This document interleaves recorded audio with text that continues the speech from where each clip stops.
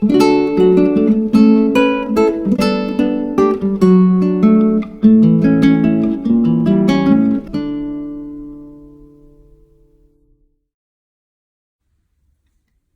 we begin the book of Exodus, I wanted to do a book study page.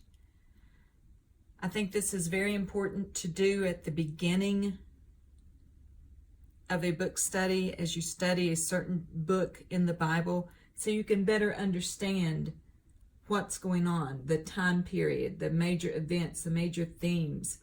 Where are we at in the history of the Bible, in that story?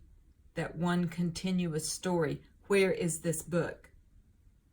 So this is just a brief little overview, which I got most of it from the introduction in my study Bible. I had a few pages there. And then I also looked some things up in a couple of different commentaries and online. But I start out at the top with the book, the author, and the date. And then just a few little notes. Exodus is a continuation of the story of Genesis, as it follows the story of the Israelites, which is the story of our salvation. The Bible is one continuous story of God's love for us. Genesis ends with Jacob's family moving to Egypt during the famine. Jacob, whom God changed his name to Israel, and his 12 sons, who become the 12 tribes of Israel. And at the end of Genesis, they numbered around 70 people. Well, between Genesis and Exodus is 430 years. And the tribes of Israel, they multiplied greatly, which fulfilled God's promise to Abraham in Genesis 12. There were more than 600,000 men aged 20 and over. And when you count the women and children, the total was around 2 million. Exodus can be divided into 3 different parts. Part 1 is the miraculous deliverance of Israel. Part 2, the miraculous journey to Sinai. And then part 3, the miraculous revelations at Sinai. And then I was looking in my First 5 app, and they have a Bible study on Exodus, and they use these 3 words, the 3 D's to the side: deliverance, discontent, and declarations. We're looking today at the deliverance of Israel in the first part of Exodus. We find out in chapter 1 that there were more Israelites in Egypt than there were Egyptians. And the Pharaoh, he does not like that. He is afraid that they will become mightier than them. And so they began to deal shrewdly with them. He set up taskmasters over the Israelites, and they became slaves. They worked hard. They had to do harsh labor with brick and mortar. It said they made their lives, in verse 14, bitter with bondage. They built cities.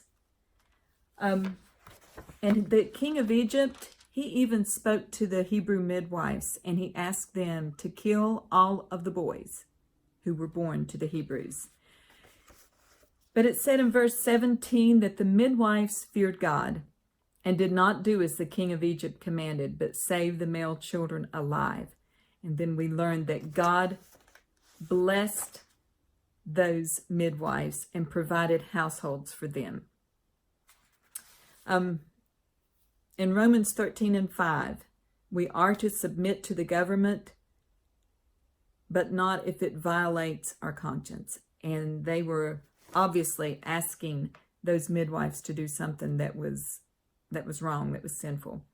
So chapter 2 is when Moses is born.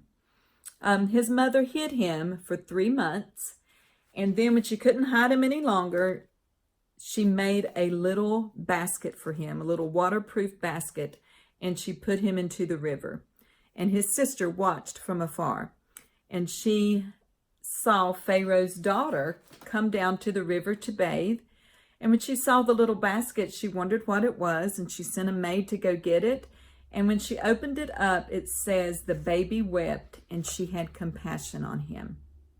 And so immediately the sister of Moses runs up and says, shall I go and call a nurse from the Hebrew women for you, that she may nurse the child? And she said, yes. So she goes and gets her own mother, who is able to nurse Moses for several years and is even paid to do so by Pharaoh's daughter.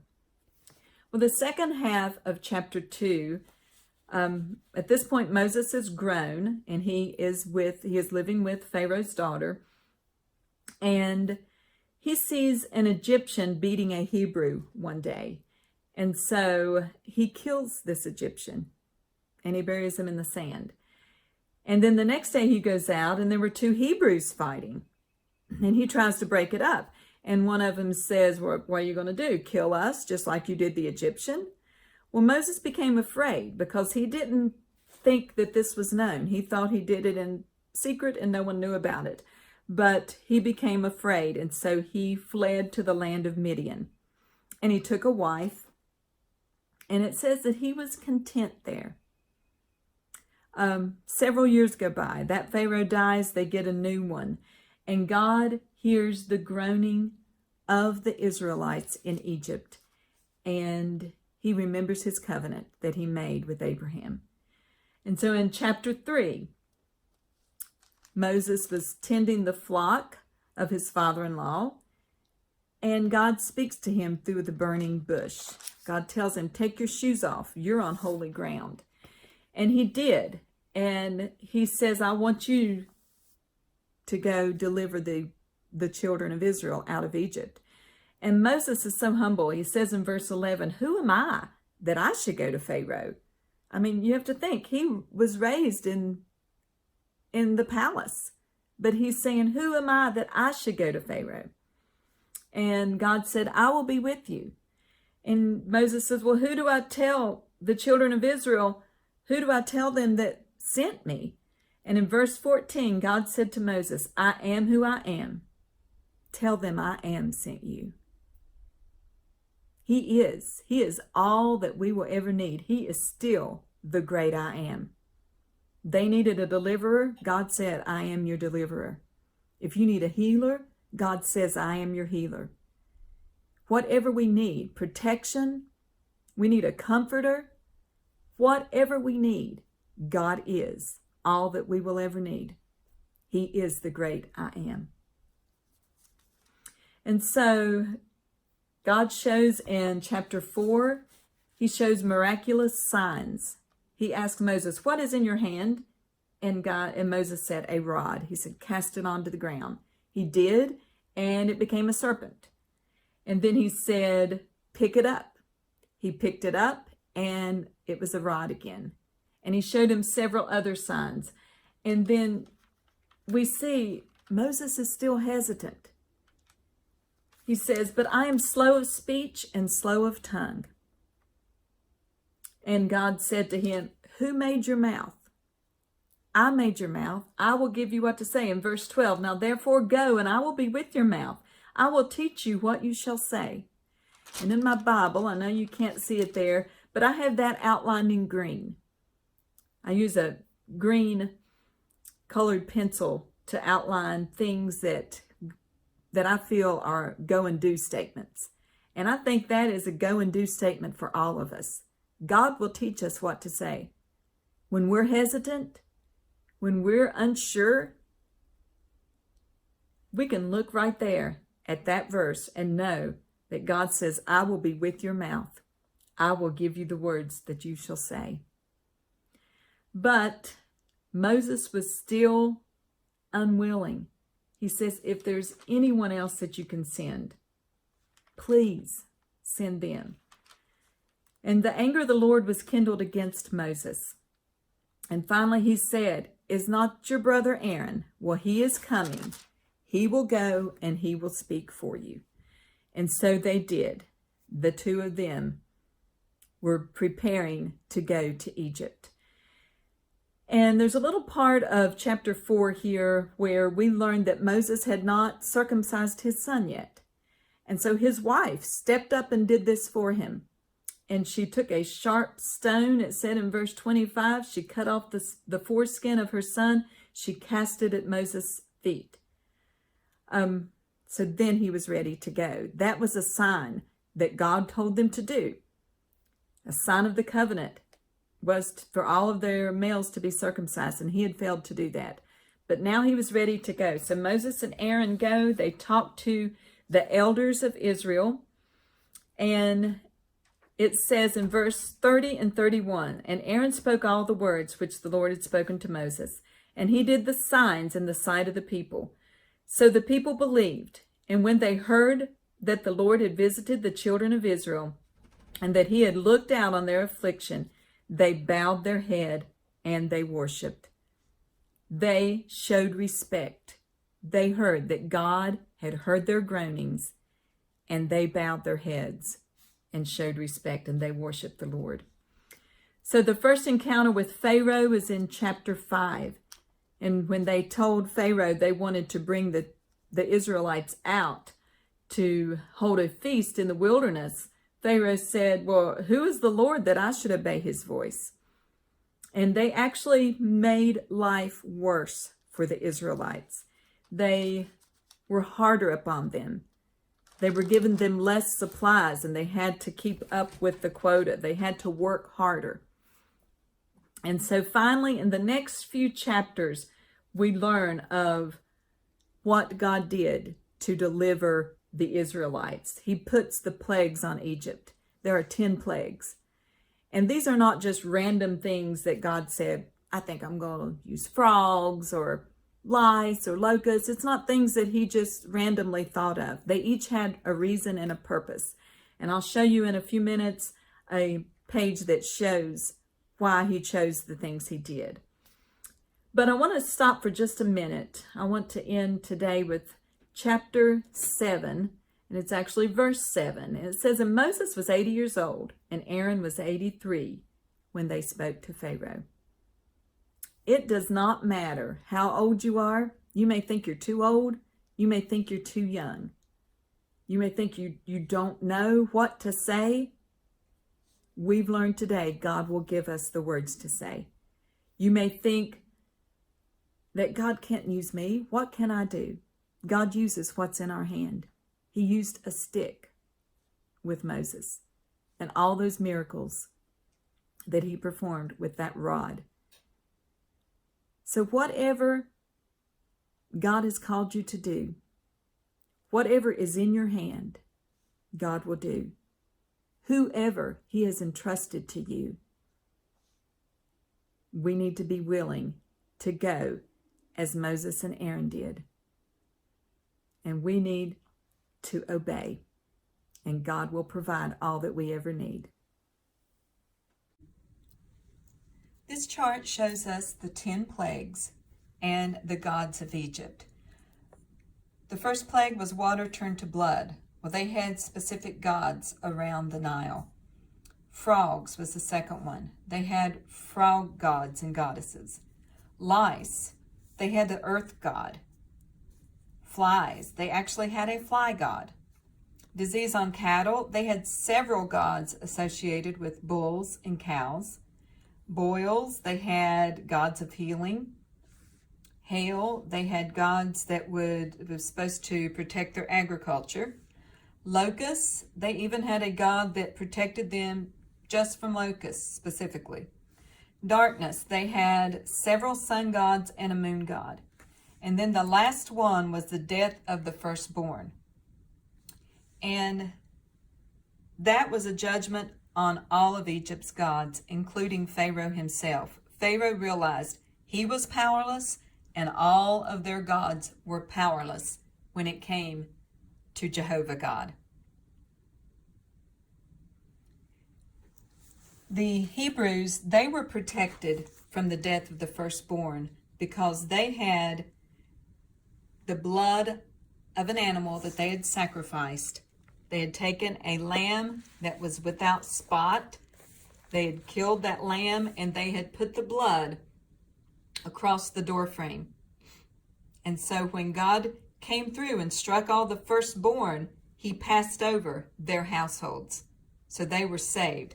So the 10th plague, this is in chapter 12, verse 29, came to pass at midnight that the Lord struck all of the firstborn in the land of Egypt, from the firstborn of Pharaoh, who sat on his throne, to the firstborn of the captive who was in the dungeon, and all the firstborn of livestock.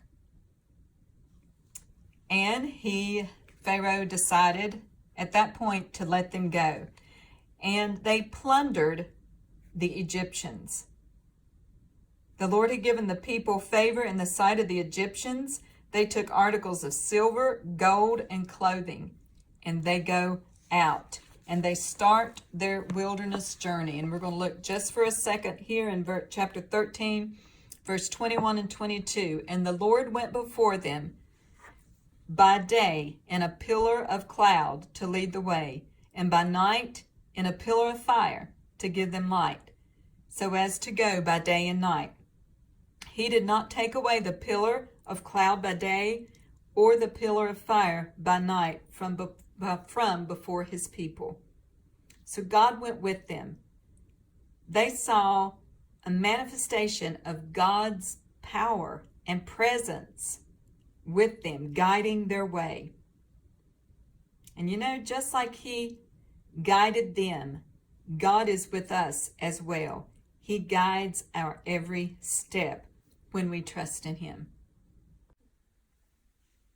This character study is on the mother of Moses. And we learn later in the book of Exodus that her name is Jochebed. And she lived during this time where, as we've already studied, Pharaoh had commanded that all of the male children that were born be cast into the sea or into the river. So she gave birth to a son. And when she saw that he was goodly, as the Bible said, she hid him for 3 months. And then she placed him in a waterproof basket and put him in the river. He was found by Pharaoh's daughter. Now, Moses' sister was watching from afar, and she told Pharaoh's daughter that she'd find a Hebrew woman to nurse him. So Jochebed nursed Moses and was even paid to do so by Pharaoh's daughter until he was weaned. And that was about 3 to 5 years. And that allows ample time for her to pour into him about God. So God rewarded her by reuniting her with her baby.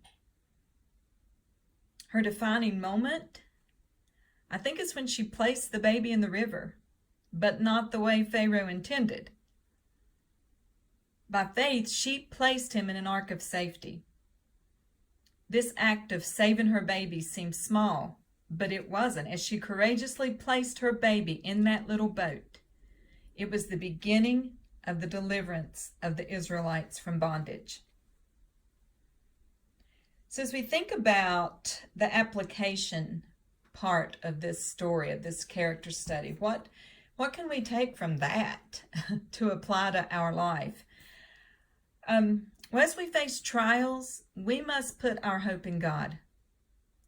As we trust in him, deliverance will come. I had studied, when I was doing this character study, and I looked up online and I was trying to find, devotionals or things that was written about Jochebed. And there's not a lot written about her, but I did find a few things. And God just began to stir in me another little message. And I didn't find it when I was looking through anything else. God gave me this, and I thought, wow, that is powerful. And I wrote it in a prayer in the application part of this page. And I prayed, Lord, may I stand in faith to protect that which you have birthed in me. Give me the courage to stand against the enemy who comes to steal, kill, and destroy. And give me the strength to release it from my grasp and allow you to use it for your glory. When Moses was born, she hid him for 3 months. Sometimes God may put a calling upon us or lay upon our heart to start a ministry, and maybe we're hiding it. Maybe we're not ready to let go. But you think, what did she do when she hid Moses? She didn't just put him in a room and close the door. I mean, she had to watch over him, nurture him, feed him, take care of him, protect him. So there may be a time, a season, where you're doing that, where you are nurturing and protecting that calling. But then there is also a time that we must step out in faith and allow God to use it. We must let go. We must give it back to him. And that's what I want you to take away from her life, is if God has birthed something in you, and maybe you're holding on to it, pray for the courage and the faith, just like Jochebed had, to release it. Release it from your grasp and allow God to use it for his glory.